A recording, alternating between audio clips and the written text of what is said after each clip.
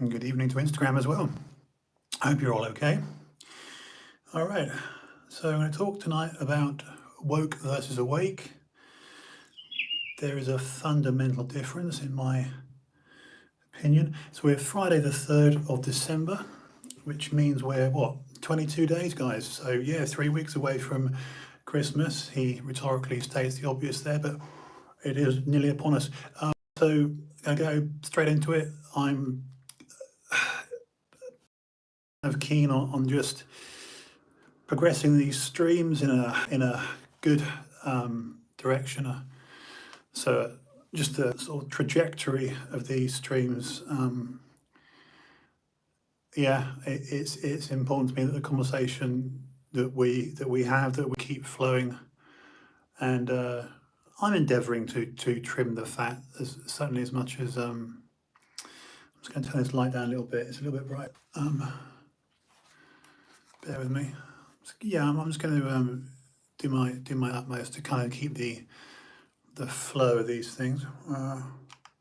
It's better. A little bit too bright, wasn't it? Because we can have that bright, which is really bright, or that bright, or kind of there. I like the warm. I have one of these controllers here. Just controls the softbox light. All right, so yeah, we're good. We're good. We're live on YouTube. All right, hope you had a good week. It's gone pretty quickly for me, like most of these weeks. Just going to do my usual fluff here, just for a few minutes. A little bit of housekeeping. Tonight's topic, I've spoken extensively on this live stream about woke culture, and I don't want to sound like, is there a conversational echo, because it's a very easy sort of quite a lazy conversation to have these days. If you just say, oh yeah, let's speak about cancel culture and the effect that woke culture is having on normal folk. It's almost like a default position to have these discussions, and you've only got to watch what little action is taking place. I think being a Gen Xer, I think people my age or around my age or older than me, again, I'm not being ageist, but it's just, I think when you were born depends on, or should I say, how you think these days and how you act, how you assimilate what's going on in the world, to a large part is dependent on your, yeah, I am going to say your age, actually. Yeah, I am. I was going to be all careful with my words, but it's, if you speak to, it depends on your level of programmability. Have you been programmed from an analog life, a life of that didn't take place digitally and is a practical life of action. And the reason I talk about physical things and analog versus digital and action and the fact that we are living in, one of my favorite words is simulacrum, which means it's a stage. It's a simulation. There's a strong argument for this. I know Elon Musk and other people have, in that line of, or that field, have spoken about, are we living in a simulation?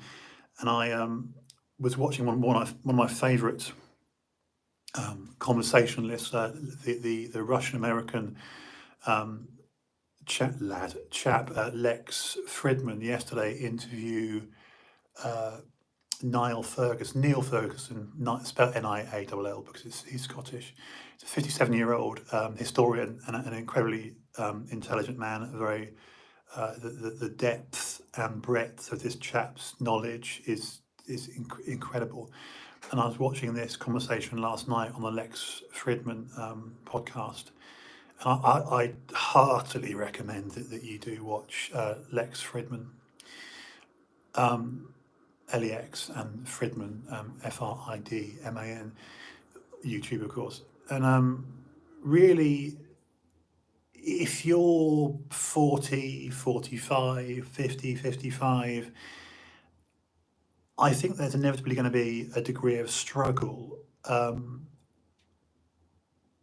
You know, call it copium. You know, it's like how are you coping with it? This is why I want to speak tonight about woke versus awake. And what I mean by this is, are you awake to the fact that we've been gripped, or so many people have been gripped?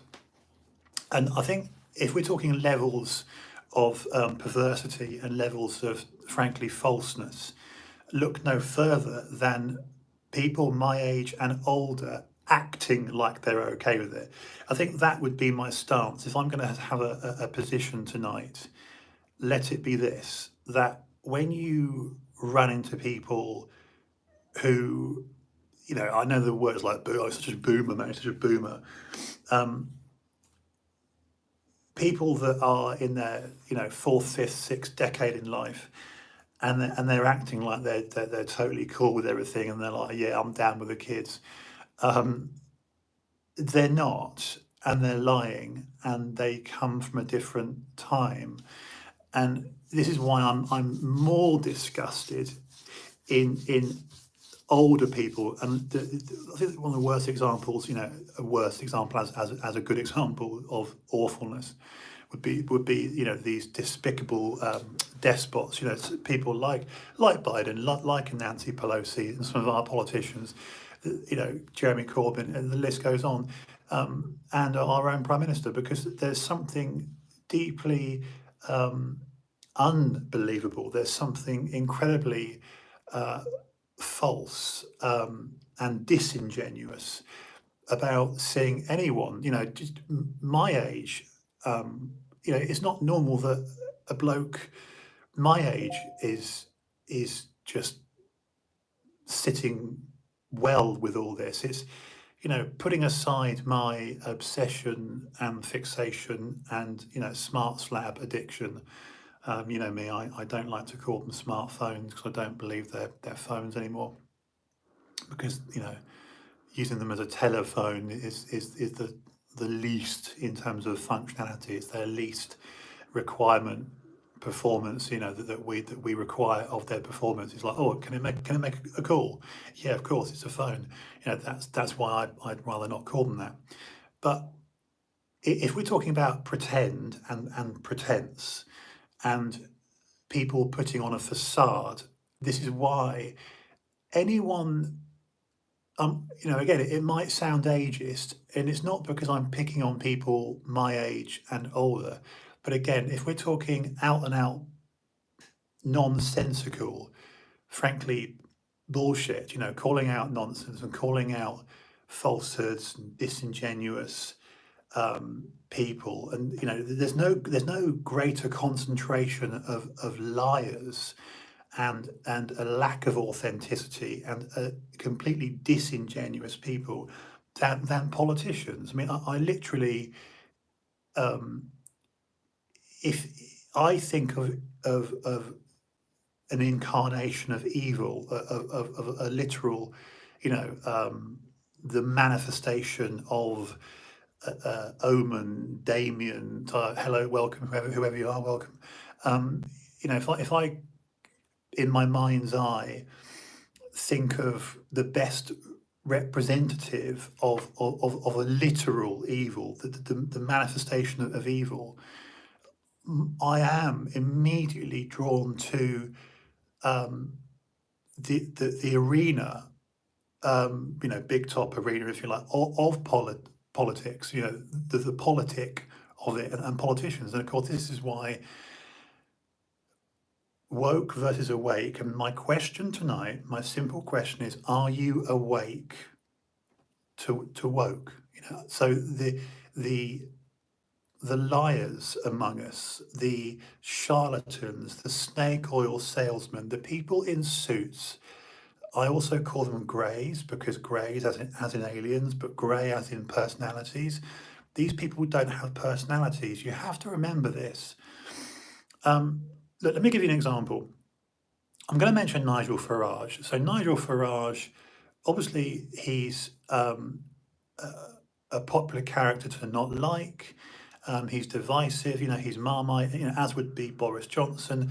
I could pick anyone, but the reason why I mentioned someone like Nigel Farage, he literally popped in my head, because at the very least, even if you find him detestable, and a lot of people do, and I can absolutely see why, at least what you can't level at Nigel Farage is the criticism of, you, mate, don't have a personality. No, he does have a personality. So much of a personality, it makes him intensely dislikable.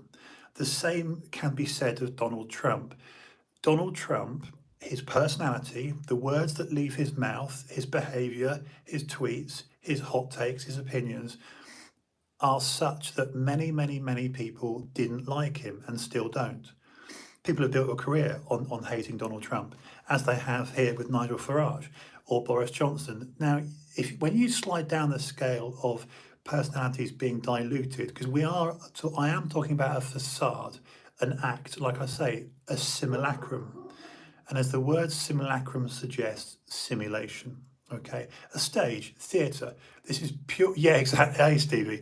Well, this is it. This is not about the popularity of a like or dislike. This is about the colour of personality. So I thought Theresa May had no personality. I think Jeremy Corbyn, no personality. Keir Starmer, no personality. Generally speaking, the greater the level of conservatism, think about the word conservative. This is why someone like Jefferson was good, because you think about actual American conservatism, English conservatism, to being a conservative. The word means to conserve. We look at a modern day Ben Shapiro, or Charlie Kirk, etc. These people, they've actually got good personalities, because whether they're Republican or a Tory here, remember just to do the colour switch for my American audience. Obviously, red is our equivalent of our blue Tory, so just same Democrat and Conservative, versus Labour and Conservative, or should I say Democrat and Republican versus our Labour and Conservative. Just remember to do the colour switch for anyone in America watching. Obviously, their blue is Democrat, and obviously our red is Labour. Point being, the more Labour/Democrat they are, the more diluted they are. The greater that, yeah, you love Ben and Charlie, absolutely, and they're going to inevitably be in Candice, of course. And the reason why someone like Candice is a bit more believable, because at least Candice came from the left. Probably the worst example of recruitment from the left would be Dave Rubin, because when he was on the Young Turks, I despise the Young Turks, Anna Kaspari and Cenk Uygur. These people are scum. And this is why someone like Jimmy Dore and Candace Owens, because they were left and they left the left and they've gone, remember, you can't really call it the right, you can just call it the centre, because only the left now call the centre position right. In fact, Steve, the left is so radicalised now that they would take positions of neutrality like us. They would take our conservative middle, dare I say, well, we're not fence sitters, but we are into the conservation, for example, of family. You're a family man, I believe in the family. And of course, part of the perversity, part of these rats fleeing their ship is the denial and the removal of family structure and the wanton, willful destruction, willful intent of family structure and the erosion of. And that's what Charlie Kirk and Candace Owens speak of. So the more believable the people that I buy. Remember when they did the live US election, when they were crying, yes, that was. It's going to happen again, Steve, isn't it? I mean, Trump was interviewed on Fox News last night. Can't get enough of Fox News, because every single female on Fox News is just an utter smoke show. It's why I watch Megyn Kelly. I mean, Megyn Kelly is actually getting more attractive with age. I subscribe to the Megyn Kelly show, and of course, all these Fox women. One thing that was it George Ayres, the guy that started Trump 2024? Absolutely, yeah. Trump and DeSantis, I think. Do you know, the thing, again, let's talk about personality. This is why I'm going to make tonight woke versus awake. It is a bit red pill, blue pill, isn't it? It is a little bit Neo Matrix. Are you awake to wokeism? That I think it's easy for me to say, yeah, she's brilliant. She is excellent. Megyn Kelly is gorgeous. And again, the extra believability, the reason why a Tucker Carlson, you know, even the Hannity, a Sean Hannity, although I don't like Sean Hannity as much as Tucker, you know, you could portmanteau them all together, you know, the new wave, Charlie Kirk and Candace Owens, and notice how they dropped Dave Rubin, because Dave Rubin is too vanilla. I'm going Trump and DeSantis as well. Absolutely, yeah, totally agree. I was speaking to my Floridian friends yesterday, and they are absolutely all in on DeSantis and Trump. Frankly, DeSantis doesn't well, doesn't say it doesn't need Trump, but I almost think Trump could, when he was being interviewed, and he was very careful, Steve, about whether he's going to run or not. But they even asked him if Melania would be happy with, you know, going again, and he was quite cagey about the answer. But I even think DeSantis, because DeSantis is my age, he's 49, and you know, you think how accomplished he is and how much sense he's speaking, and they've got the lowest cases of COVID as well, and it's been an open state, and that's more. I don't want to get into the COVID because I could easily just fill it with COVID talk, but it proves yet again, even with Biden blocking monoclonal antibodies, which was deeply, again, it proves that the devil, the evil, the literal evil in the left, that, you know, we know monoclonal antibodies work for people with COVID as a preemptive prophylactic strike, or if you've got COVID, about the prospect of Tulsi Gabbard switching. If she does, and remember Trump himself did that, didn't he? Trump was Dem and went Republic. If she does, it would be A, hilarious, and B, an absolute thumb in the eye. I think Dan Crenshaw and Tulsi Gabbard could work. Dan with the patch on his eye, because then you've got two vets. You've got Dan Crenshaw, you know, with the eye patch, been on Rogan multiple times. I quite like Dan Crenshaw. I don't naturally gravitate towards him. I'd gravitate towards a Tulsi, a DeSantis. But even just throwing up these names now, look at the amount of names that are pouring out. We mentioned the young new breeds. You know, you could say a bit. Dan Crenshaw's good, yeah. His book's not bad as well. But a Crenshaw, a Candace Owens, a Charlie Kirk, a Ben Shapiro, a DeSantis, a Trump. You know, Trump is the older statesman, if you like.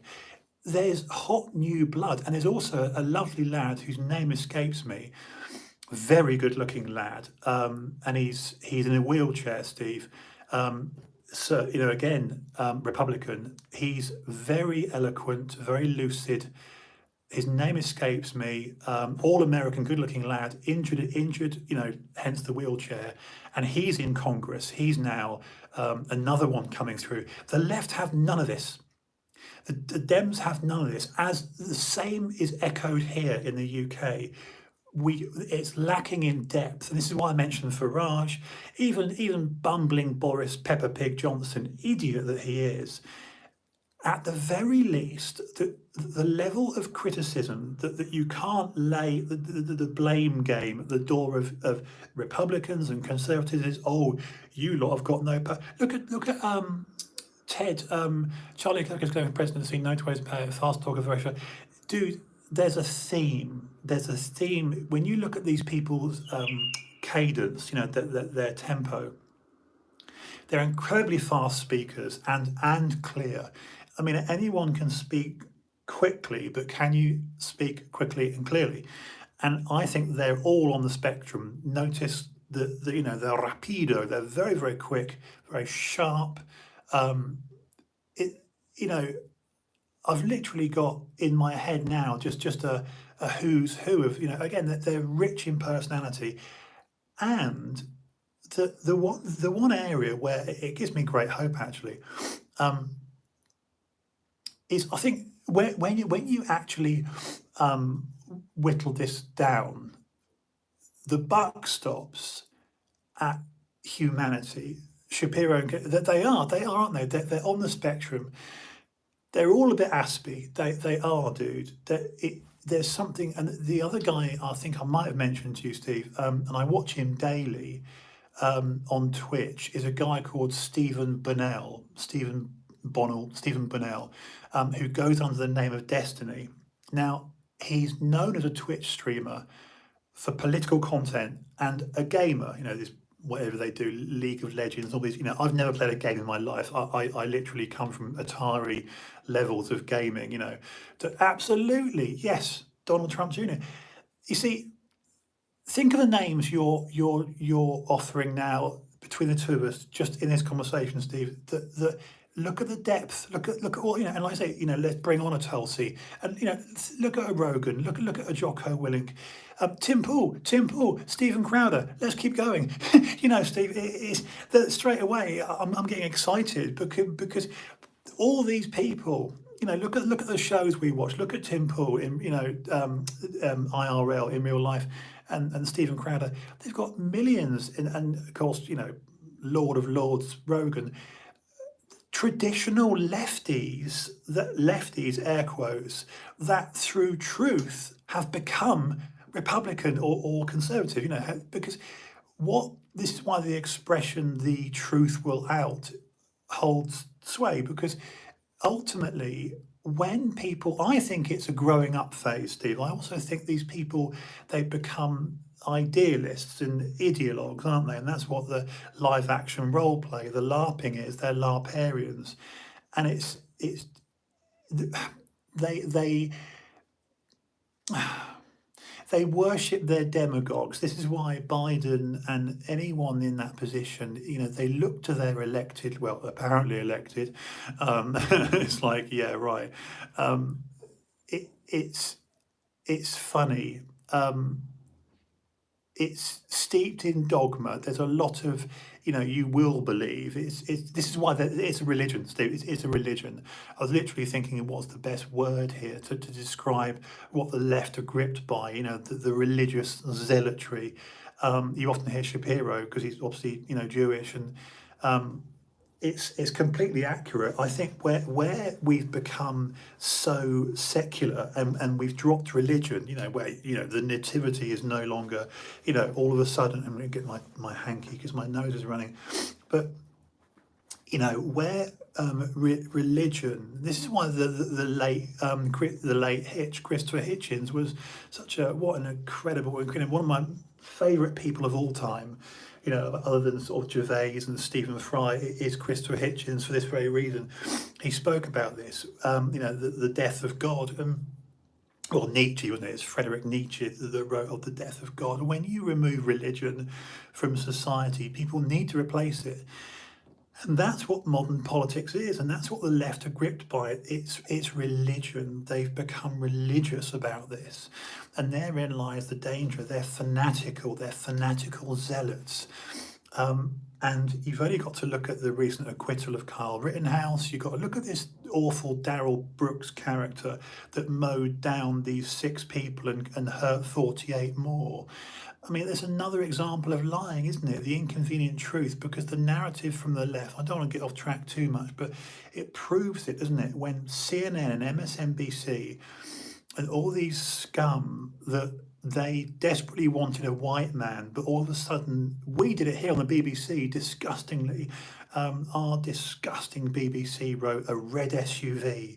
So a red SUV just ploughed through a crowd of people on its own because it was a black man driving. And because it's a black man driving who A, supported Black Lives Matter, B, had got literally years on Facebook and Twitter and social media of anti-white sentiments, Adolf Hitler quotes, and I want to kill cops, I want to kill white people. This is an inconvenient truth, of course. This Darrell Brooks character, started offending at the age of 11. Tim Pool covered it, Stephen Crowder covered it, Ben Shapiro covered it.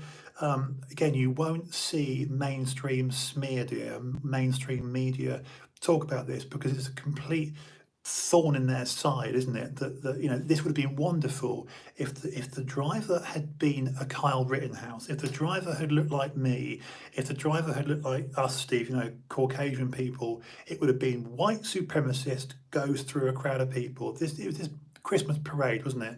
2 weeks ago now it's happened. This guy has killed 6 people, babies for goodness sake, people on a parade with twirling, what do you call it, bloody majorettes, killed 6 people, injured 48 more, and only conservative channels, a Stephen Crowder, a Tim Pool, a Rogan, etc., have covered this. Just seeing now, I got a notification on my iPad here. Chris Cuomo, finally the banning of Chris Cuomo off this disgraced Andrew Cuomo, his bent brother. Again, look at the 2 Cuomo brothers. Just these people are scum. Brian Stelter. These people are pathological liars. And that's why, whether we're talking, this is why I like the potency of a Charlie Kirk and a Candace Owens, because not so in the case of Charlie Kirk, because I think Charlie Kirk was built for it and groomed for it. I really do. I don't mean that in a bad way. I just mean that, that 11-year-old Ben Shapiro and 11-year-old Charlie Kirk were literally being, apexed into this role. Whereas a Candace Owens came from the left, saw the light, realised the truth, and starts to go towards the light, towards the right. And of course, it's funny, the framing, isn't it? The narrative, the framing is that the left, the left LARPers are so sold on woke culture. I think it's losing steam. I think it's losing its legs. This is why people like Douglas Murray here have, British authors like Douglas Murray, I adore the man, I adore him.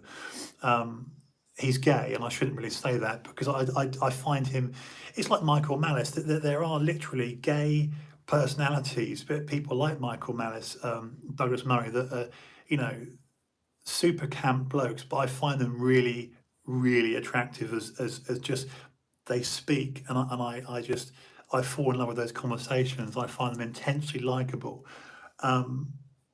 And it's no coincidence that testosterone factories like Rogan have them on. They have them on, and it's a nice counter, isn't it? To let's go shooting, in the woods with Jocko and Cam Haines. But meanwhile, I'm going to have these little camp men on who are very well read and very well versed. It's an interesting time. I'm actually, honestly, Steve, I'm feeling really hopeful. I'm feeling really hopeful. I'm spurred on by this. Really, I'm really spurred on by this, because it's just I think, well, no, I don't think, I know their ship is sinking. I mean, look at the absenteeism. Look at Kamala Harris. Where is she? Wouldn't you like to just somehow have a communication? I'd love my little fantasy, being the geek boy that I am, is to have one viral tweet where it somehow penetrates the upper echelons of tweet, of Twitter, and it's like all I've written is something like, "Where are you?" Something, because it's always the short ones that get through. Just at POTUS, at VP, where are you? Because they're noted by their absence. I mean, I know Mike Pence was a bit vanilla, but goodness sake, what's Kamala Harris doing? Could you imagine? What does she do on a daily basis? What does Kamala Harris do? What does Joe Biden actually do? It's not like they're doing work and doing a shift and actually being, I don't know. I just find that we've got so many personalities that are conservative and are look at objective truth. I was literally watching Aubrey Marcus podcast before I came on tonight, and it was a COVID discussion. And guess what? It's like you get on some actual doctors that are not just well versed in immunology and virology, but they've specifically worked on messenger ribonucleic acid, mRNA, and they know their shit. They know about SARS-CoV-1. They know about Singapore in 2000, where it came from and through, and it's very telling when the level of suppression, the level of silence, and Lord Fauci, I am the science, the hubris of that man. There's so much that is just it's available and it's in daylight and it's so clear for everyone to see. I think it's like a sandcastle that's going to be swept out to sea. I know it's a bit of a corny analogy to use, but like I say, we could literally have a central line of conversation and a little step off here, like that Aubrey Marcus podcast tonight, and just it's like that. I was watching because the time difference, 8 hours. I was watching live Stephen Crowder last night talk to Senator Rand Paul. Ever so funny, and he had Rand Paul on, and of course Rand Paul. I appreciate Rand Paul. If we're talking about senators, congressional senators, levels of corruption, it's like, how many Republicans are really that good? I think he's probably anyway. I think they're all bent. I think they're all bent. Like Ted Cruz, whatever. But the point is, they were talking about Fauci because what's become great viewing for all of us on YouTube. Whether you're watching YouTube or Rumble or Odyssey, and I'm leaning towards Rumble. I've got my Rumble account going and Odyssey because this, even though there's been a initial public offering now, of course we see Rumble will be the next YouTube. Get shares in Rumble.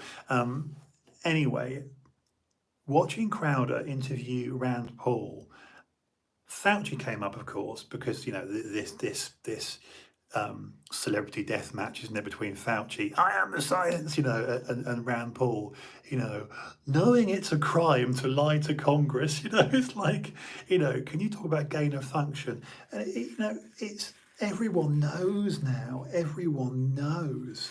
It's so. It's so obvious. It's just so. God, my hat was itching me. It's so. Again, it's that old expression about daylight, isn't it? What is something dies in sunlight, or whatever that expression is. I can't think. But Fauci is again a sociopath, like a Zuckerberg. I don't want the metaverse. I watched that promo that I know I'm stepping off a little bit, but it's related to, because it's part of the wokeism, isn't it? I watched Zuckerberg launching this, in a typical Zuckerberg PSA, public service announcement. Look at the metaverse. It's like Dante's Inferno. It's like the fourth or fifth circle of hell. I can't think of anything worse, literally. I think True Geordie covered this as well, but it's not going to work. Metabytes, exactly, Steve. It's vomitous. And the funny thing is, anyone looking at this objectively knows that's about 10 decades away. Again, let's even look at the rate of acceleration of tech now, from when I was 5 in 1977, or I remember the original Pong. You just beep, beep, the Atari, just when you had two white bars at the side of the screen, and the ball just zigzagged like that, didn't it? That level of gaming versus, what Samsung are about to release in 60 days, because of course I'm counting down the S22 Ultra, the first 4 nanometer chip, I hasten to add. And 10-bit as well. I know it's going to be mental. It's going to be mental. But the point I'm making is, if we look at the rate of progression of tech, the sort of greatest outlier example I can think of a future phone that's going to blow us all away, it's 60 days away. Even if you had a virtual headset on, Oculus, whatever you're going to use, and obviously the Samsung sets are good. And I've only dabbled with it a couple of times in a shop, but the point I'm making is that level of augmented reality is many decades away. Even Elon couldn't, with Neuralink, it's like, we're not really there. And of course, uh, the worst person to launch it, and I'm not alone saying this, the worst person to launch that was Mark Zuckerberg, because some people, some of these sort of big CEOs, look, people like Elon because, it is Tony Stark, isn't it? You look at Elon and you're kind of filled with that. Oh, we're going to go to the stars, aren't we? I don't know about you guys, but I look at Elon and think, oh yeah, it's blast off, isn't it? But when you look at a Bezos and you look at a Zuckerberg, you think, oh God, because they look like what they are. I mean, look at Bezos. He's just a horrible, I mean, I know he's been working out and stuff, but these people aren't blessed genetically, and they're not blessed they're not funny, they're not charismatic, they're not cool and good looking. At least you look at Elon Musk and go, yeah, you're kind of cool, mate. It is funny. Um, and you do think of Iron Man, you do think of Tony Stark, but yeah, Zuckerberg is just. I think Zuckerberg was probably driven by the fact that he was hugely unpopular, and that's why he hated. One of my favourite films is, of course, David Fincher's Social Network. With Jesse Eisenberg portraying Zuckerberg and Justin Timberlake portraying. I always forget this one.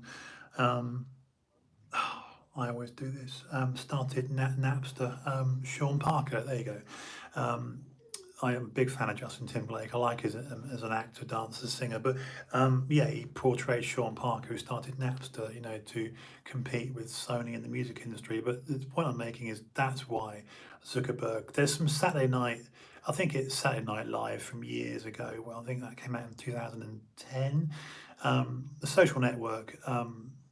Again, it's one of my favourite films, but you saw Jesse Eisenberg do their bit with Zuckerberg and how bent out of shape Zuckerberg was, and it's just I think that sort of angry Mark Zuckerberg is probably what propelled him, isn't it, through the dorm days of being at Harvard.edu and just being like, I'll show this girl that dumped me. That's what was portrayed in the film anyway.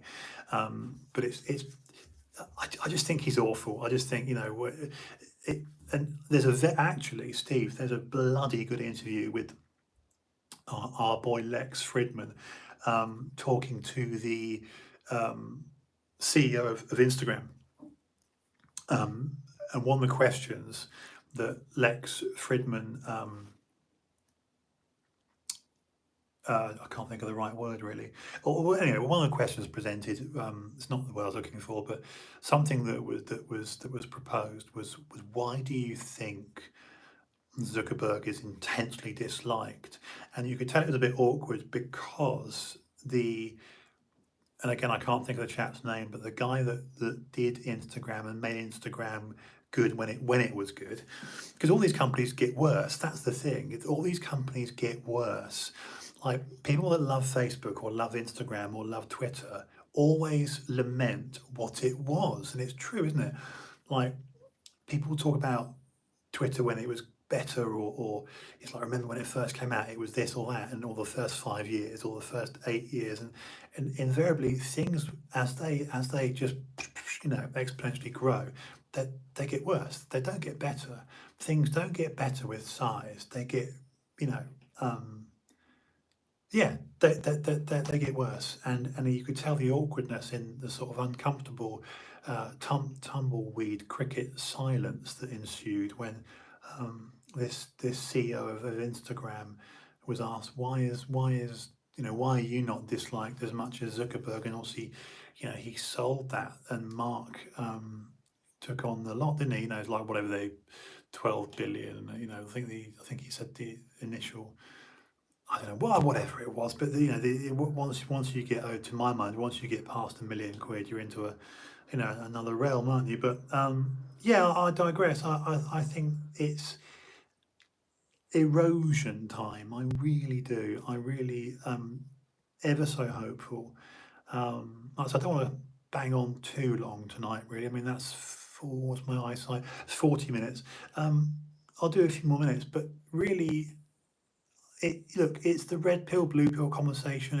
It's um, you know I I think the House of Cards is tumbling and it's going to collapse completely. Certainly by the next election. I mean, with midterms next year, um, I would be shocked, and I mean flabbergasted, if Biden runs again. I don't think. God, my lips are chapped.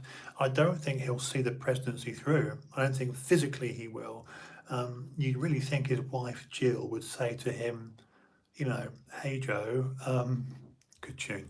Um, you know, I think it's deeply cruel because you I don't know if any of you guys have had, dementia or senility in your family, a grandparent or whatever. But I hope to not have that one day. I can't think of many things worse than not knowing yourself. I mean, it's you know, I mean, my nearest thing to it. Um, Speaking as a as a relatively young person. I mean, I'm not young, of course, but I'm not an old man yet.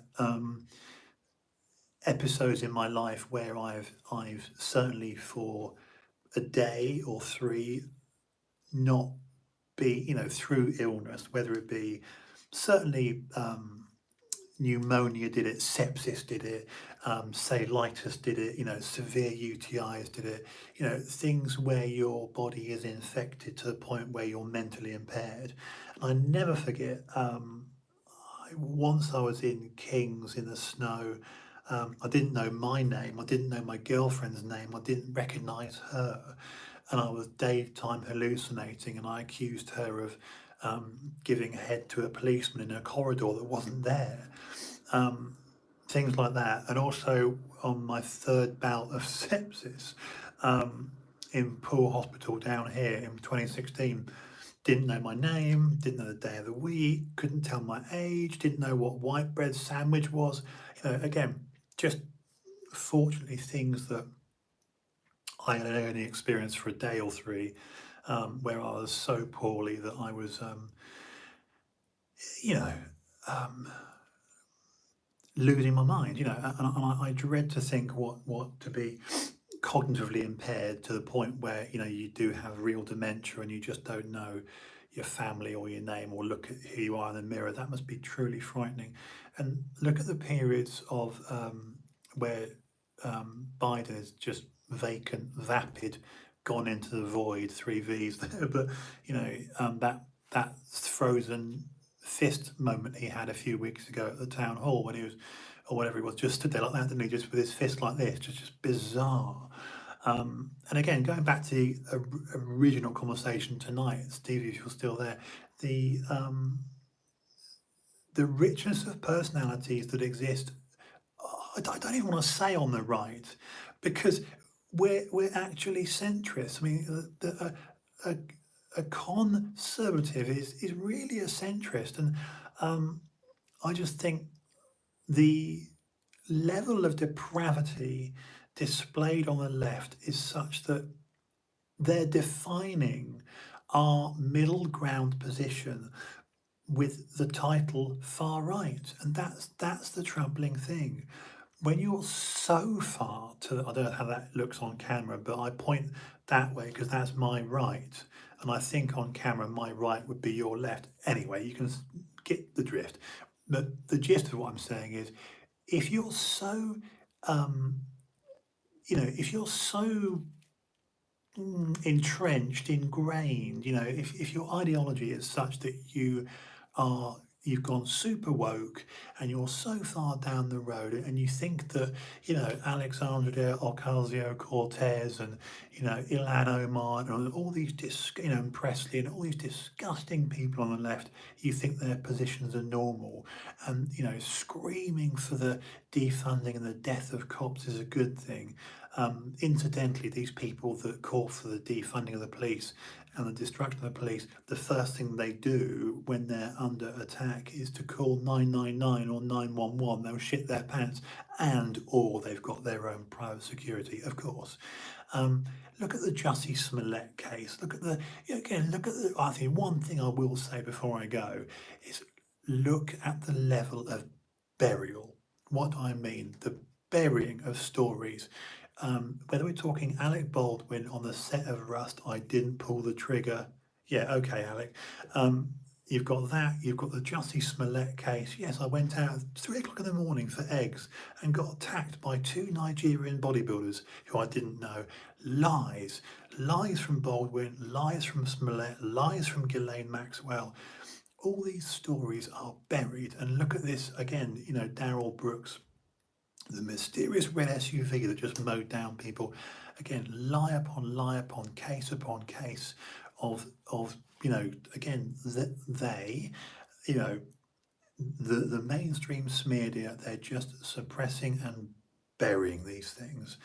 And I think, this is where history is repeating itself. And this is where, I suppose, really, if I was to take my desire for understanding a bit more seriously, I need to start reading more history, and that history would start probably, I'd probably have to look more at Joseph Stalin and look at, the engineered famine on his own people, and of course the sort of, I'm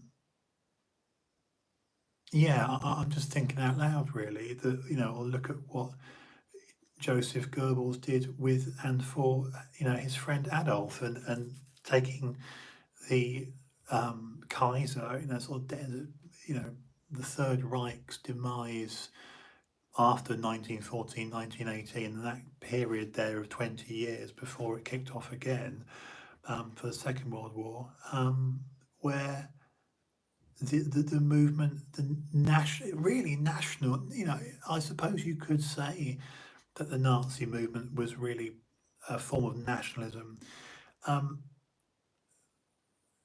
A little segue, fascism, the dilution of that word nowadays, yes, it's present on the right and the left, and yes, they're both guilty of it, but really, jingoism, nationalism, and sort of wanting the best for your own country, that is not to be confused with a fascistic state.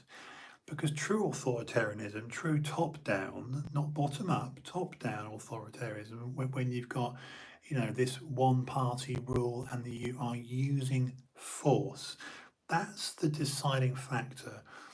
When at literally, point of, barrel of a gun type level of control, it's not nationalism, that's true fascism. I think the roots of which started in Italy, wasn't it? I think it's an Italian word, fascist and fascism. It's got to be, isn't it? Mussolini. Yeah, I'm just thinking. But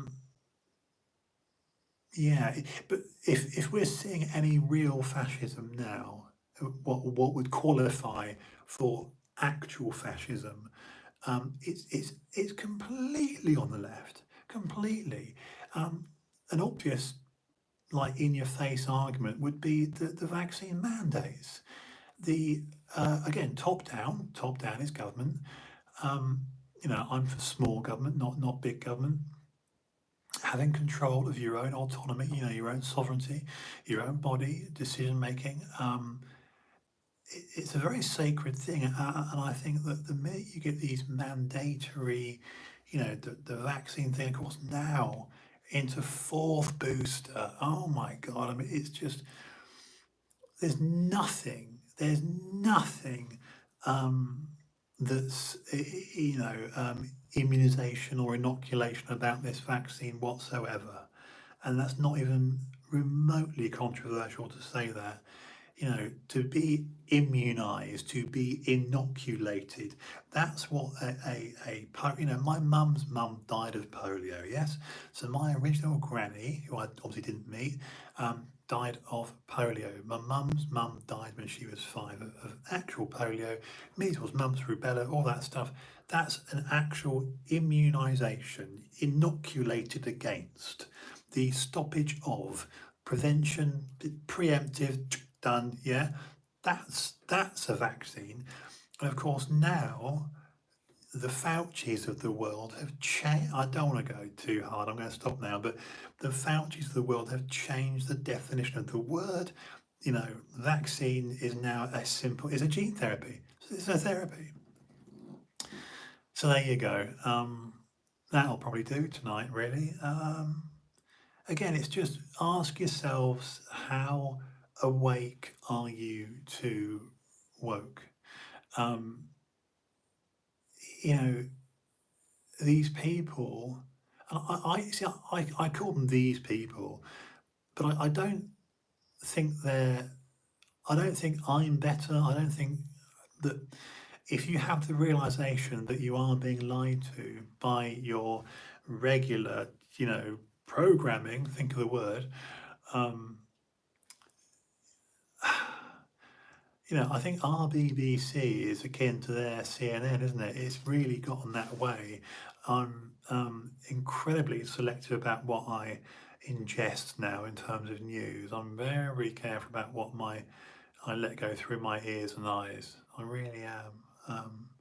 Because it's so easy, isn't it? It's so easy to watch something that's, you know, um, again, it's a level of programming. It's a level of conditioning for acquiescence. And on that note, I keep threatening to end this, and I must end it because that's 52 minutes nearly. On that note, one thing I'm very aware of is engineered obsolescence. Planned obsolescence. A lot of people call it planned obsolescence. I like to call it engineered obsolescence. Let me give you, if you don't know what engineered or planned obsolescence is, obviously obsolescence means obsolete, to become dated and done. And the best example would be Apple every year, or any smart slab company. But it's like, get the iPhone whatever number because it's great. Next year, that's crap. Get the new one. And I'm guilty of that. But the point is this: the engineered obsolescence, whether it's a new car or a new phone or a new pair of shoes, or this microphone or whatever, that's now true of the vaccine. So when disgusting little pigs like Stephen Colbert, and Jimmy Fallon, Jimmy Kimmel, and all these actual sellouts, again, they're part of propaganda. They're propagandistic, aren't they? When they say, get the vaccine and all this sort of stuff, they'll be doing it again and again and again. And what we're seeing now is the efficacy of the vaccine is so poor that as of, I think it was yesterday, they're only giving it a 4 to 6 month window of in terms of efficacy. I've got to get some cement for this tooth. I'm going to go to Boots tomorrow and get some cement and put the cap on because I've got it pinned to my wall in the kitchen. Needs to cover it up. But yeah, the vaccine itself, when compared to naturally acquired robust immunity from having the virus and overcoming it, on your own, and being fortified when your constitution is fortified, in a more robust way because you've copped it, you've got COVID, and you fought it off, and you're just fine. And that trumps the vaccine, which is a gene therapy and not immunisation and not inoculation in any way, shape, or form. And again, all these statements that I'm now saying on, again, I shouldn't say platforms, publishers like Facebook, and like Twitter and like YouTube. This was absolute anathema 6 months ago. If you said this 6 months ago, you'd be struck down. I was banned. I was banned off Facebook 4 times, and I was banned off Insta, I think 4, but about the same. I got banned off both. So it's obviously the same company, but I was only banned off YouTube once, and that's me. With my approaching 3,000 subs. I mean, it's laughable. It's laughable. Anyway, that'll do. Thank you for tuning in. Bit ranty tonight, I know. Stevie, lovely to see you, brother. Please come on when you want to. I mean it. Please come on. So yeah, that'll do. I'll be back, like I say, sticking to the Monday, Wednesday, Friday format. I really need to start doing Twitch on Tuesdays and Thursdays, and to summon up the energy to be, because Twitch is Twitch is the one. Twitch is the one to be on. That's the one where I can actually debate. I want to debate people. I want to debate people. Not that I think I'm, armed with any greater knowledge, but I do love a chat. So that's really why I want to debate, and I watch enough debates anyway. So yeah, Monday, Wednesday, Friday here on TrueHouse on Insta and on Tube of You, Wicked Susan Wojcicki's Mark of the Beast company. Anyway, thank you for tuning in, and I'll be back. Have a nice weekend. I'll be back on Monday, same time, same place, same face. Cheers.